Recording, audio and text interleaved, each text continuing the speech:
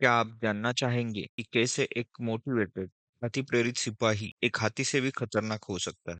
आज हम देखेंगे मैग्नस कार्लसन, जो world number one chess player, और मैक्सिम लाग्रेव, जो कि फ्रेंच सुपर जीएम है, उनके बीच 2019 में खेला गया एक गेम। इस गेम में मैग्नस कार्लसन के व्हाइट पीसेस है और मैक्सिम, जिनको एम्यूएल के नाम से भी जाना जाता है, उनके ब्लैक पीसेस। मैग्नस शुरुआत करते हैं E4 से। रिप्लाई में खेला जाता है C5। C5 ये सिसिलियन ओपनिंग है, जिसमें black semi open C5 create करना चाहता है, D5 स्क्वायर को कंट्रोल करना चाहता है और बाद में व्हाइट के लॉन्ग साइड में अटैक करना चाहता है। आगे NF3 है, फिर D6 खेला जाता है। आगे C takes D4, knight takes D4, knight F6। White के E4 वाले पॉन पे अटैक है, उसको सपोर्ट करने के लिए NC3, A6। ये सिसिलियन का नाजड्रॉप वेरिएशन है, जो कि बहुत पॉपुलर वेरिएशन है। गेम में आगे है बिशप E3। अगर यहाँ तक हम देखें तो गेम में बहुत ही नॉर्मल और बेसिक सी मूव हो रही है, जैसे व्हाइट और ब्लैक दोनों अपने अपने पीसेस डेवलप करने में जुटे हुए हैं। लेकिन यहाँ जाके ब्लैक का नेक्स्ट मूव है NG5। अगर आप देखेंगे तो आपको ये मूव कैसा लगता है? अगर चेस के बेसिक प्रिंसिपल का विचार करें तो ब्लैक ने ओपनिंग में एक ही पीस दो बार मूव किया है। जैसे ये नाइट पहले अपनी जगह से F6 पे आया और फिर F6 से अभी वो G5 पे आया है। दूसरा चीज ये है कि ब्लैक के सारे पीसेस अभी अपने जगह पे ही है। ब्लैक ने अटैक करना शुरू किया है। ये थोड़ा चेस प्रिंसिपल्स के विरुद्ध है। चेस प्रिंसिपल्स के अनुसार अपनी डेवलपमेंट पूरी करने के बाद ही अटैक करना चाहिए और ओपनिंग में एक पीस दो बार नहीं खेलना चाहिए। उसके बजाय दूसरे पीसेस को अच्छी जगह पे पोजीशन करने के लिए प्रयास करना चाहिए। ये थोड़ा अनयूजुअल लगता है कि इतने बड़े लेवल पे सुपर ग्रैंड मास्टर्स ऐसे मूव्स खेलते हैं क्या? ऐसी बेसिक्स गलतियां करते हैं क्या? अगर ऐसा आप सोचेंगे तो वो गलत होगा, क्योंकि एक तो ये पहली बार नहीं है कि ऐसा मूव खेला गया है। ऐसा गेम विश्वनाथन आनंद और गैरी कैस्परो के बीच खेला गया था। तो बहुत बार हाईएस्ट लेवल पे अपने अपन उनको शॉक करने के लिए ऐसे गेम खेले जाते हैं। और आपको जान के हैरानी होगी कि ऐसा सिर्फ एक बार ही नहीं खेला गया है। विश्वनाथन आनंद और गैरी कैस्परो के बीच मार्च 1998 में पहली बार कैस्परो ने ये मूव खेली। वो गेम ड्रॉ रहा था। दूसरी बार 1998 जून में गैरी कैस्परो ने सेम यही मूव खेली थी, मैं आनंद ने गैरी कैस्परो को मात दी थी। इस गेम में हम आगे बढ़ते हैं। नेक्स्ट मूव हुआ है बिशप G5। बिशप पीछे H4 पे आ गया। यहाँ पे अगर आप ब्लैक है तो आप क्या खेलना चाहेंगे? क्या आप G4 खेलना चाहेंगे? अगर आप G4 खेलते हैं तो ऐसी संभावना होगी कि आप शॉर्ट कैसल नहीं कर पाओगे और लॉन्ग कैसल का ऑप्शन आपने पहले ही गंवा दिया है, क्योंकि आपने अपना C फाइल ओपन कर दिया है। तो अगर G5 खेला जाता है तो इसका मतलब होगा कि ब्लैक ये सोच रहा है कि वो इस गेम में कैसल ही नहीं करेगा। एमयूएल ने G5 ही खेला। बिशप G6 को पीछे आ गया। ब्लैक बिशप को डेवलप किया गया है। क्वीन D2, इसका मतलब है व्हाइट लॉन्ग कैसल के लिए प्रिपरेशन कर रहा है। नाइट C6, D4 पे नाइट पे डबल अटैक आ गया है। उसे B3 पे सेफ जगह पे मूव किया गया है। बिशप E6, ब्लैक ने अपना और एक माइनर पीस बाहर निकाला है। अगर आप देखेंगे तो ब्लैक ने अभी तक कैसल नहीं किया है और वो दोनों साइड कैसल करने के लिए उसका पॉन स्ट्रक्चर बहुत खराब हो गया है। इसका फायदा लेते हुए कार्लसन ने अभी से अटैक करना शुरू कर दिया और पॉन H4 खेला। ब्लैक को जबरन ये पॉन कैप्चर करना ही पड़ेगा। G takes H4, bishop take H4।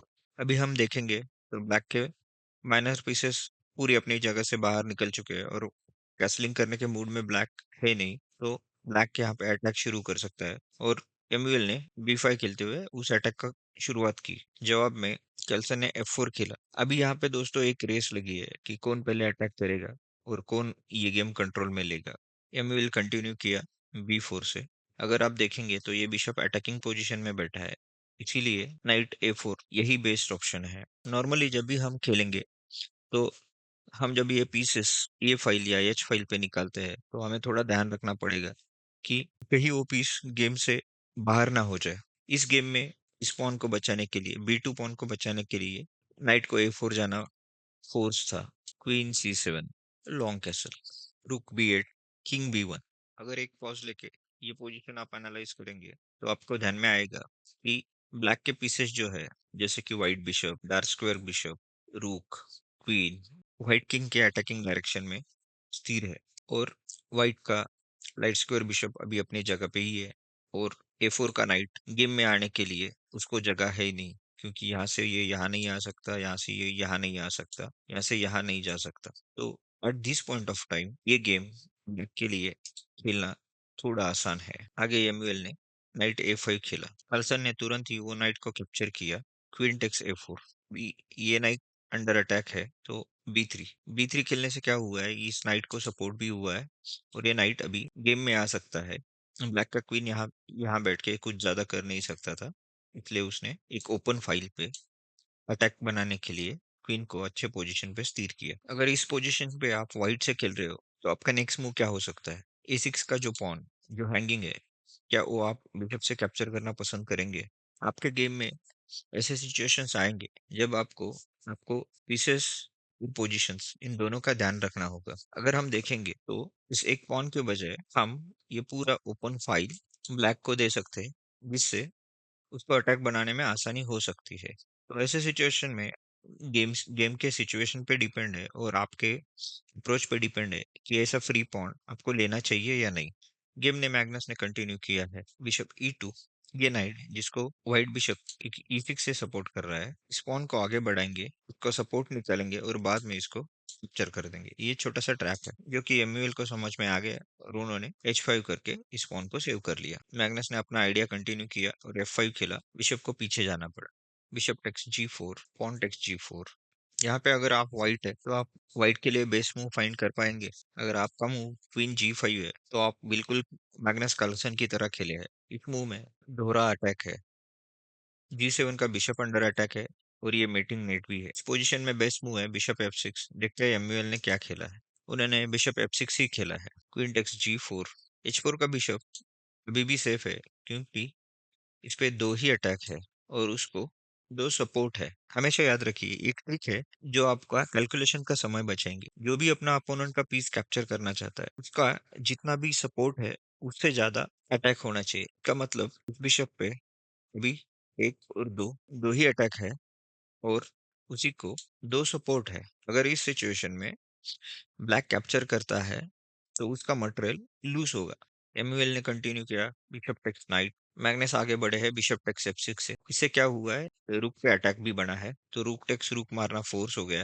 Again rook takes रुक, ई takes f6, B takes a4। अगर इस गेम का पोजीशन अभी देखा जाए तो लगभग इवन, मतलब व्हाइट के पास एक पॉन एक्स्ट्रा है। लेकिन ये पोजीशन देख के आपको क्या लगता है, इस गेम में किसका पलड़ा अभी बहुत भारी है?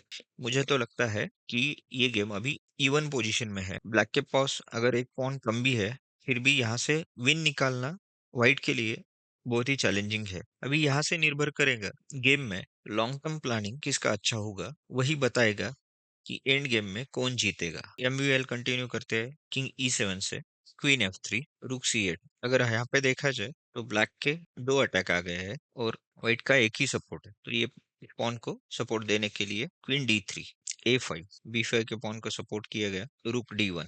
हालांकि इस पॉन पे अटैक बनाने की कोशिश की जा रही है लेकिन जब तक c2 का पॉन अंडर अटैक है ये क्वीन यहाँ से हिल नहीं सकेगी।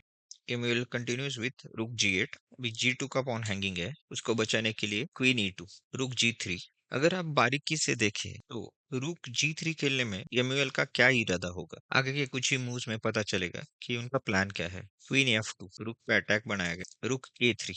अगर आप देखेंगे तो a4 के पॉन को अब सेव नहीं किया जा सकता। इसका मतलब जब ब्लैक a4 के पॉन को कैप्चर करेगा दोनों साइड पे नंबर ऑफ पॉन सेम हो जाएंगे। एक बात अब बारीकियों से देखें तो ये रुक जो है ए4 के पॉन को कैप्चर करने के लिए पहले यहाँ से यहाँ गया, यहाँ से यहाँ आ गया, यहाँ से यहाँ आ गया और फिर आगे यहाँ से यहाँ जाएगा। तो एक दो तीन चार मूव्स रुक पे हो गए और रुक ऐसी पोजीशन पे पहुंच गया जहां से उसको गेम में लाने के लिए ज्यादा एफर्ट लगेंगे। गेम के अंत में आप बताइए कि क्या आपको यम्यूएल का ये प्लान अच्छा लगा या इसको आप अपने गेम में भी यूटिलाइज कर सकते हैं कि जो भी प्लान आप बना रहे हैं वो शॉर्ट टर्म है या लॉन्ग टर्म है और उसका आपके गेम में लॉन्ग टर्म में क्या इफेक्ट होने वाला है। गेम में आगे बढ़ते हैं। कर्सन pledge जी4, rook takes A4.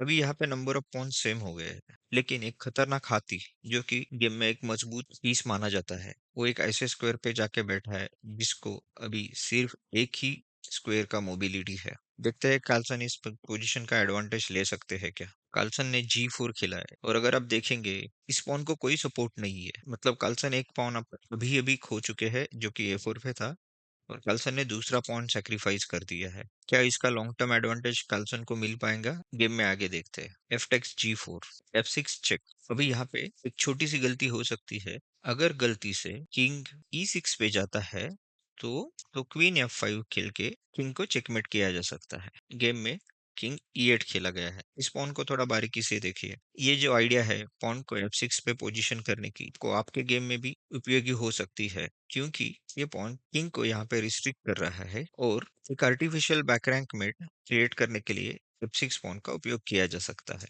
बर्सन continue करते हैं क्वीन E2 से B3।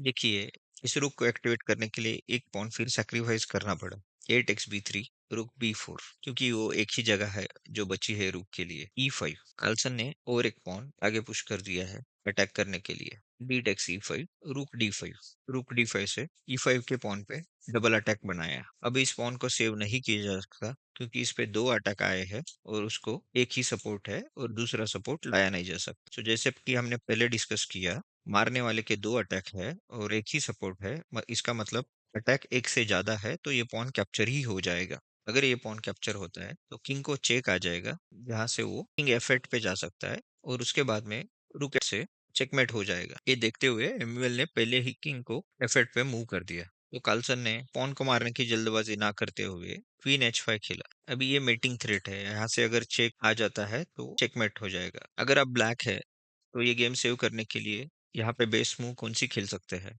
अगर आपका आंसर रुक H4 है तो आप सही है। यहाँ पे चेकमेट सिर्फ डिले हुआ है क्योंकि इस सिचुएशन से ब्लैक के लिए ये गेम में वापस आना लगभग नामुमकिन के करीब है। Queen takes G5। अभी यहाँ पे और एक थ्रेट है, queen G7 check, king E8 और क्वीन G7 चेकमेट। इसको बचाने के लिए एक ही मूव है, रुक H7। कार्लसन ने खेला है क्वीन D2। तो कार्लसन अभी इस साइड से अटैक बनाना चाहते हैं। अगर आप यहाँ पे देखेंगे तो यहाँ से ये पॉन डबल अटैक पे है। इस पॉन को कैप्चर किया गया तो ये दोनों पॉन पासर बन जाएंगे। ये पॉन जो सेंटर में है वो भी वीक ही है क्योंकि इस पे कभी भी डबल अटैक बना सकता है। एक पॉन जो यहाँ पे F6 पे जाके बैठा है, इसके वजह से इतना खतरनाक नेट लगा है कि ब्लैक को यहाँ से गेम में वापस आना नामुमकिन है और यही सोचते हुए यहाँ पे एमयूएल ने रिजाइन कर दिया। दोस्तों, उम्मीद करता हूँ ये गेम आपको अच्छा लगा होगा। इस गेम में हमने पीसीस की मोबिलिटी के बारे में, गेम में खेले हुए शॉर्ट टर्म और लॉन्ग टर्म प्लान्स के बारे में आपको बताने का प्रयास किया है। अगर ये गेम आपको अच्छा लगा तो इस वीडियो को लाइक कीजिए। आपका फीडबैक और सुझाव दोनों हमको कमेंट में बताइए। ऐसे ही अच्छे गेम्स आगे देखने के लिए चैनल को सब्सक्राइब कीजिए। Thank you.